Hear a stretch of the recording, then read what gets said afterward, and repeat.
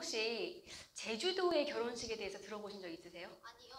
그치, 못 들어봤지. 다행이다. 제주도에서는 말이야, 결혼식이 하루가 아니야. 3일 동안 진행된대요. 3일 동안. 맨 첫날은 잔치에 쓰일 돼지를 잡는 날. 두 번째 날은 본격적으로 잔치를 하는 날.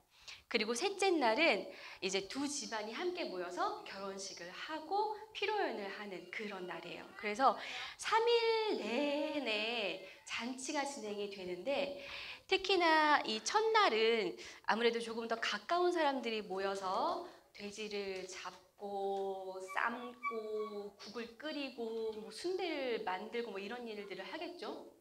그런데 이게 딱 한 끼를 먹고 헤어지는 게 아니라 3일 내내 잔치가 있다 보니, 그리고 가까운 사람들만 잔치를 하는 게 아니라 거의 뭐 온 동네 사람들이 같이 이렇게 잔치를 즐기다 보니 이제 그거를 계산해서 돼지를 잡는데, 돼지를 몇 마리 잡을까요? 2마리. 190마리. 89마리. 너네 너무 손이 큰 것 같아요, 여러분. 보통은 4, 5마리부터 시작해서 많게는 뭐 15마리, 20마리 이렇게 돼지를 잡는다고 합니다.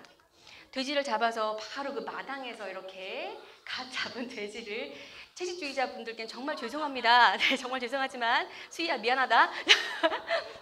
이렇게 갓 잡은 고기를 마당에서 즉석에서 숯불에 구워가지고 이렇게 먹는 이 재미가 또 있는 것 같아요. 그래서 첫날 온 사람들이 몸은 고되지만 가장 맛있는 고기를 먹을 수 있는 그 날이 아마 첫 번째 날인 것 같고요. 그리고 이제 고기와 함께 이 술과 음료 스케일도 남다르지 않습니까? 이제 커다란 다라에 술과 음료를 가득 쟁여놓고 이게 3일 내내 끊이면 안 되는 거예요. 막 아무나 집어가서 이걸 막 먹는 거예요. 자, 이렇게 해서 이 고기도 고기지만 이 술과 음료는 잔치에서는 정말 빠질 수 없는 중요한 부분이었습니다. 만약에 세 번째 날에 저녁 한 7시 40분쯤 됐는데 술이 떨어졌다. 그러면 사람들이 주섬주섬 이제 옷을 입으면서 아유 잘 놀았네 막 이러면서 나가면서 아유 그래도 어떻게 술을 떨어뜨리시면 이렇게 궁시렁궁시렁 한마디씩 하지 않을까. 그래서 이 결혼식이 아무리 신랑 신부가 정말 천생연분으로 잘 만났던, 고기가 얼마나 맛있었던, 다른 반찬이 얼마나 가지수가 많고 훌륭했던 간에 이 술과 음료가 일찍 떨어진 이 잔치는 두고두고 그 잔치 실패한 잔치로 이렇게 기억이 될 것 같아요. 자, 제주도의 잔치는 3일이었지만 유대의 잔치는 7일 동안 진행이 됐다 그래요. 7일 동안 포도주를 떨어뜨리면 안 되는. 놀랐지? 진짜 놀랐지? 그래서 이제 오늘 이 에피소드가 벌어지는 거예요. 자, 오늘 우리가 함께 볼 장면은 갈릴리 가나의 한 혼인잔치에서 생긴 일입니다. 본문은 요한복음 2장 1절부터 10절까지의 말씀입니다. 자, 본문은 이렇게 시작합니다. 사흘째 되는 날에 갈릴리 가나에 혼인잔치가 있었습니다. 예수의 어머니 예수와 그의 제자들도 그 잔치에 초대받았습니다. 자, 사흘째 되는 날이라고 말하고 있어요. 요한복음은 원래 시간과 날짜에 조금 신경을 많이 쓰는 그런 복음서예요. 복음서 자체가 시간과 날짜에 신경을 많이 쓰다 보니 이 날짜에 의도가 있어요. 그러니 우리도 성경을 볼 때 이 의도가 무엇인가를 먼저 봐야겠죠. 이게 2장 1절부터 시작하는데 사흘째 이렇게 시작하니까 그럼 1장에서는 무슨 일이 있었지? 이렇게 당연히 우리는 궁금해해야만 되는 거예요. 성경을 읽으려면. 자, 그래서 1장을 한번 궁금해해 보겠습니다. 자, 1장은 이렇게 돼요. 1절에서 18절까지는 요한복음 전체 서문이고 19절부터 28절까지는 세례자 요한의 이야기가 먼저 나와요. 그래서 제사장과 레위 사람들이 가서 도대체 넌 누구세요? 막 이렇게 하는 장면들이 있고, 그 다음에 29절부터 시작되는 내용이 세례 요한이 예수님을 보고 아 보라 세상 죄를 지고 가는 어린 양이다, 이런 장면이 있는데 처음에 시작할 때 다음 날에 이렇게 나와요. 그리고 35절도 다음 날에 이렇게 나오고, 35절에서는 세례 요한의 제자 중에서 2명이 예수의 제자가 되고 베드로도 이날 제자가 돼요. 그리고 또 43절에 다음 날에 이렇게 되는 거예요. 43절부터는 이제 예수의 제자가 된 빌립과 나다나엘에 대한 이야기가 나옵니다. 그렇게 해서 1장에는 본론이 시작되고 나서 하루, 이틀, 사흘, 나흘, 4일 그러니 예수의 제자 그룹이 형성되고 난 사흘 후, 본론이 시작되고 난 7일 후, 유대 사람들에게 이 사흘 후하고 7일째 이거는 엄청 중요한 날이거든요. 자, 이렇게 중요한 날 지금 예수와 제자들의 첫 번째 사건이 있는 장소로 지금 결혼식장을 소개하고 있는 거예요. 그러니 우리가 그냥 결혼식장을 생각할 때보다 훨씬 큰 의미를 갖고 있다라고 이해가 되시죠? 자, 그래서 오늘 예수의 어머니, 예수의 제자, 예수님 그렇게 잔치에 갔습니다. 제주도의 잔치처럼 친한 사람들이어서 초대를 받았다기보다는 그냥 그 동네 잔치여서 다 함께 즐기는 잔치여서 초대를 받았다고 생각이 듭니다. 그런데 이 잔치에서 먹고 즐기고 마시는 도중에 그만 포도주가 떨어진 거예요. 정말 놀랐지? 이 방청객 리액션 뭔가요? 어디 돈 주고 사온 것 같네요. 자, 흥미진진하지? 자, 그런데 이제 포도주가 떨어지니까 예수의 어머니가 예수에게 말씀하셨습니다. 포도주가 떨어졌다. 그런데 왜 예수의 어머니가 지금 포도주가 떨어진 것을 걱정하고 있을까요? 예수의 어머니는 잔치를 주최한 사람이 아니잖아요. 왜 예수의 어머니가 지금 포도주가 떨어진 것에 대해서 걱정을 하고 있을까요? 왜 그럴까요? 자기가 포도주 많이 먹어. 들으셨어요? 자기가 포도주를 너무 많이 먹어서 미안해서. 근데 진짜 어느 학자의 견해로 그런 게 있어. 예수와 예수의 제자들이 너무 사람들을 많이 끌고 와서 이제 거기서 많이 먹어서 아무래도 미안해가지고 그랬다는 신학학자의 의견이 있어. 그런데 제 생각에는 그러니까 예수의 어머니 마리아 자체가 원래 주위를 잘 살피는 성격이지 않았을까라는 생각이 들어요. 그러니까 이렇게 보니까 주위를 딱 보니까 지금 잔치가 한참 무르익었는데 포도주가 떨어졌네. 그런데 이 집 주인은 지금 당장 어디서 포도주를 구해올 만한 형편이 안 되네. 그런데 내 아들 예수는 무언가 특별한 능력이 있네. 그러니 지금 이 잔치를 계속할 수 있는 유일한 방법은 내가 아들인 예수에게 부탁하는 것이다. 이런 결론에 다다르지 않았을까 싶습니다. 아마도 그건 제 생각. 네. 그래서 예수는 어머니에게 말씀하셨습니다. 여자여, 그것이 나와 당신에게 무슨 상관이 있습니까? 아직도 내 때가 오지 않았습니다. 이것을 지금 우리 시대의 어법으로 이해를 하면은 예수님 되게 나쁜 사람 같잖아요. 막 너무 차갑고 어떻게 엄마한테 이런 말 할 수가 있어? 막 이러는데 우리가 이제 유대식의 어법으로 이해를 해야 돼요.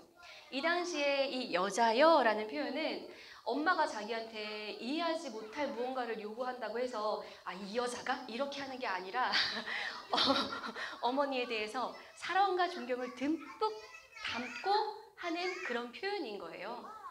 실제로 이 시대 문헌에 사랑하는 사람에게 여자여라는 표현이 많이 나와요. 왕이 왕비를 지칭할 때도 그렇고. 그리고 또 하나 이제 상관이 없다. 이 말은 되게 단호한 거절의 뜻으로 들리겠지만 사실은 그렇지 않거든요.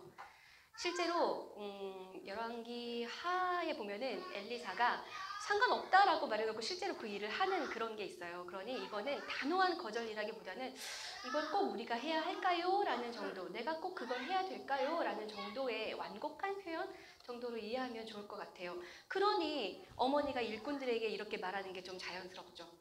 예수님이 완곡하게 거절했는데 필요 없어. 너네 꼭 시키는 대로 이렇게 하지 않았을 거 아니에요. 완곡한, 그러니까 진짜 완강한 거절의 표현이 아니니 예수의 어머니는 일꾼들에게 이렇게 말했어요. 무엇이든지 그가 시키는 대로 하세요. 자, 그곳에는 마침 유대 사람의 정결 예식을 위한 돌로 만든 물 항아리 6개가 놓여 있었습니다. 물 두세 동이 들이 크기의 항아리였습니다. 물 두세 동이 크기라고 하면은 이 항아리 하나당 100리터 정도가 들어간다고 생각하시면 돼요. 우리 1리터 우유 있잖아요. 1리터 우유가 100개 정도 들어가는 큰 항아리예요. 네. 그래서 그 항아리에 물을 채워라 라고 말씀을 하셨어요. 그리고 일꾼들은 항아리에 물을 가득 채웠어요. 예수님은 그냥 채워라 라고 했는데 일꾼들은 물을 가득 채웠습니다. 자, 이제는 떠서 잔치를 맡은 이에게 가져다 주십시오. 잔치를 맡은 이는 포도주로 변한 물을 맛보았습니다. 잔치를 맡은 이는 그것이 어디에서 났는지 알지 못했지만 물을 떠온 일꾼들은 알았습니다. 잔치를 맡은 이 사람은 이 내용을 결국은 모르는 거예요. 그리고 이 일은 예수의 어머니, 예수의 제자들, 그리고 물을 떠온 일꾼들 정도만 아는 비공개 엑스파일 같은 그런 이야기였던 거예요. 자, 잔치를 맡은 이는 신랑을 불러서 이렇게 말했습니다. 누구든지 좋은 포도주를 내놓고 손님들이 취한 뒤에 덜 좋은 것을 내놓는데 그대는 이렇게 좋은 포도주를 지금까지 남겨두었구려. 껄껄껄. 요한복음의 문학적인 특징이 바로 이 아이러니예요. 처음부터 끝까지 항상 알 것 같은 사람은 모르고 모를 것 같은 사람은 알고 이런 표현을 되게 자주 쓰거든요. 여기도 마찬가지예요. 잔치를 맡은 사람은 모르고 있고 맨 밑에서 일을 한 사람은 지금 이걸 알고 있는 거예요. 자, 요한복음에만 실려 있어요. 이 이야기는 다른 복음서에는 없습니다. 하지만 요한복음에만 실려 있는 이 이야기는 예수가 행한 수많은 기적 가운데 첫 번째 기적이었다라고 하는데 다른 사람들이 대부분 동의하는 내용이에요. 자, 예수님과 제자들이 처음 함께 간 곳이 결혼식장이었다. 이건 되게 의미가 있는 것 같아요. 예수님과 제자의 사이는 남녀 관계는 아니지만 이제 함께 만나서 길을 함께 가기로 작정을 하고 그런 결정을 한 사람들이잖아요. 그러니 앞으로 길을 떠나 동행하기로 작정한 예수님과 제자들은 이 결혼식장의 또 다른 주인공들이 아니었을까 생각이 듭니다.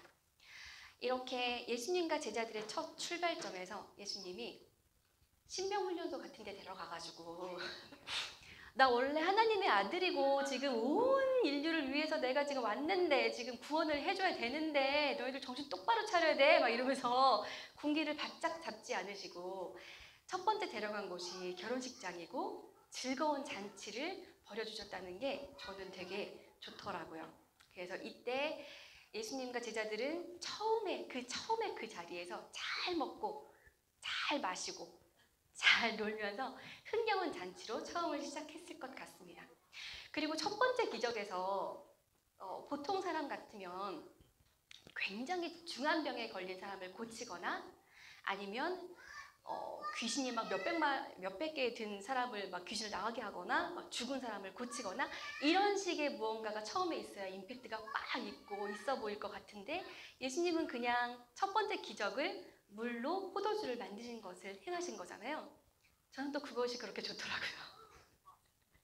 네, 우리가 지금 사순절 기간을 지나고 있지만 교회에서 즐거운 하나님 나라의 잔치인 이 즐거움은 그 무엇도 방해할 수 없는 중요한 요소예요.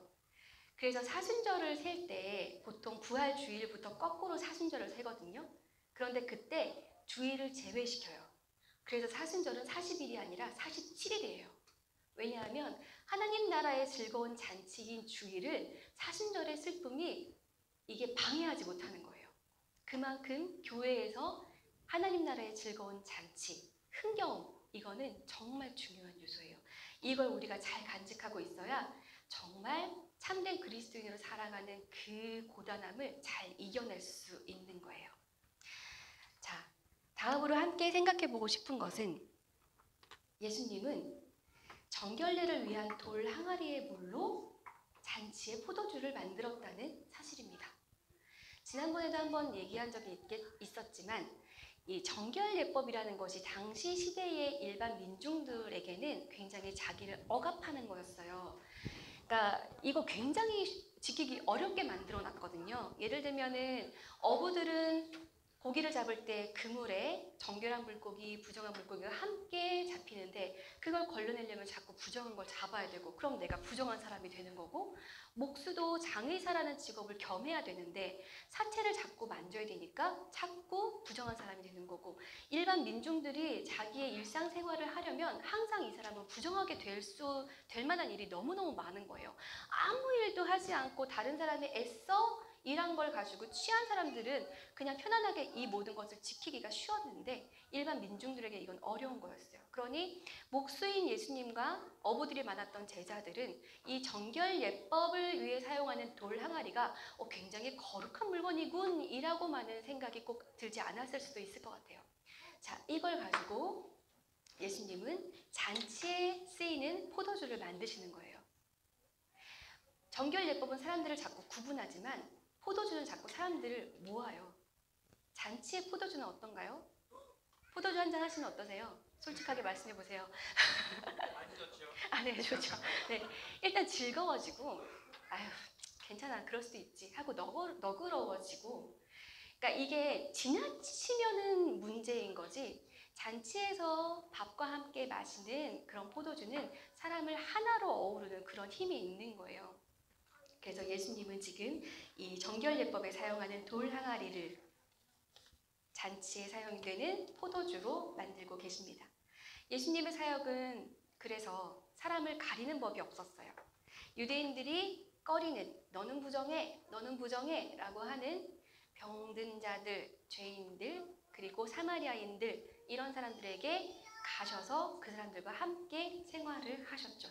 예수님의 사역은 모든 구석으로 내몰린 사람들을 위한 사역이었습니다. 이들을 포용하는 포도주 같은 사역이었어요. 자, 마지막으로 하나만 더 생각해 보도록 하겠습니다. 자, 포도주로 변한 물의 비밀을 아는 일꾼들의 기쁨. 제자들도 이 기적을 보고 엄청 기뻤겠지만 사실상 이 자리에서 제일 기뻤던, 제일 흥미진진했던 사람이 누굴까요? 저는 일꾼이었을 것 같아요. 왜냐하면 자기들은 분명히 맹물을 날랐거든요. 내가 분명히 내 손으로 맹물을 날랐거든요. 그런데 이 맹물이 포도주로 변했다는 그 사실을 안 순간 그 기쁨과 감격이 얼마나 컸겠어요. 이 항아리는 하나에 100리터가 들어가니까 아마 600리터 정도면 일꾼들이 몇 명이었는지는 잘 모르겠지만 아마 그래도 여러 번 물을 왔다 갔다 날랐을 거예요. 아무 의미 없어 보이는 일일 수 있었잖아요. 왜 포도주가 없다는데 왜 물을 날려야 되지? 만약에 포도주랑 물을 탈 것 같으면 항아리에 반만 길어도 되지 않을까? 뭐 이런 여러 가지 생각이 있을 수 있었을 텐데 이게 되게 의미 없어 보일 수 있었을 텐데 일꾼들은 아무 말도 하지 않고 순종하고 그걸 또 그대로 했잖아요. 그리고 떠다 주어라 라고 했을 때 이때도 되게 이해가 안 됐을 수 있어요. 맹물인데 막 수리수리 마수리 약 이런 것도 아직 안 했고 포도주가 되지도 않은 것 같은데 왜 이거를 날르라고 했을까?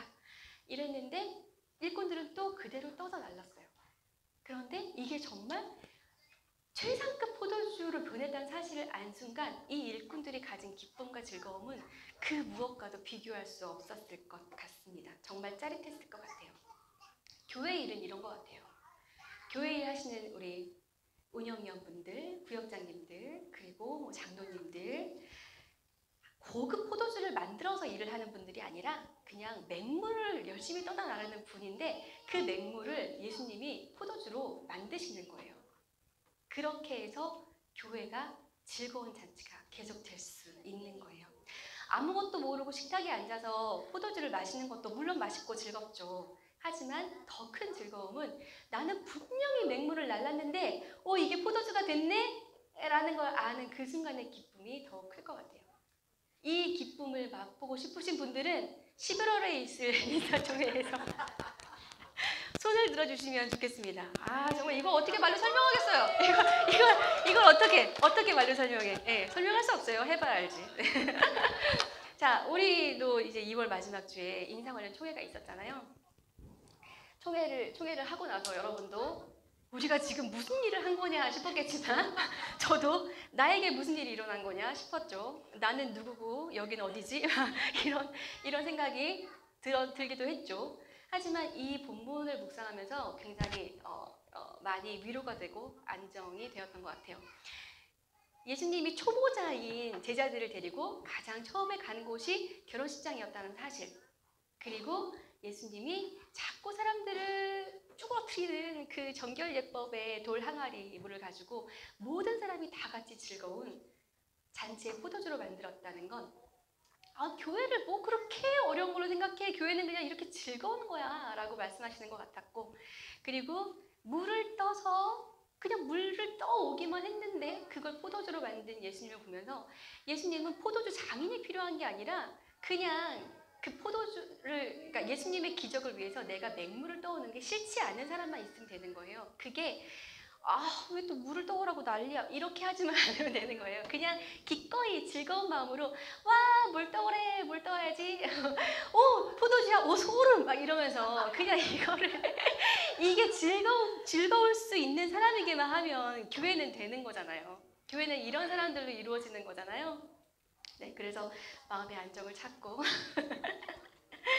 그래서 우리 교회가 이렇게 포도주 만드는 장인들이 가득한 게 아니라 그냥 즐겁게 맹물을 떠오는 사람들이 가득한 교회가 되었으면 좋겠고, 그것을 포도주로 바꾸는 예수님의 은혜를 기쁘게 맛볼 수 있는 그런 곳이었으면 좋겠습니다. 그래서 주님의 은혜로 우리 새마음 공동체가 흥겨운 혼인잔치를 계속할 수 있었으면 좋겠고, 우리 가운데 포도주가 떨어지지 않고 계속 공급되어서 우리 가운데 사랑하고 포용하고 기뻐하고 즐거워하고 때로는 함께 아파하는 그런 일들이 가득했으면 좋겠습니다. 자, 올해도 같이 즐겨봅시다. 네, 기도하겠습니다. 주님 감사합니다. 정말 참된 그리스도인이 되는 일은 정말 힘들고 어려운 일입니다. 하지만 주님께서는 그 일을 감당할 수 있도록 우리에게 잔치의 흥겨움과 포도주의 즐거움에 취할 수 있게 해주시니 저희가 위로를 얻습니다. 어줍지 않은 우리의 노력으로 무언가를 다 하려고 하지 않게 하시고, 우리는 그저 주님을 소망하고 믿고 바라며 신명나게 맹물을 길어 나르는 그런 사람이 되게 하여 주십시오. 새마음 공동체를 주님의 손에 올려드리고 우리의 모든 작은 일부터 큰 일까지 주님께서 주관하시는 그런 공동체가 되기를 소망하며 주 예수님 이름으로 기도드렸습니다.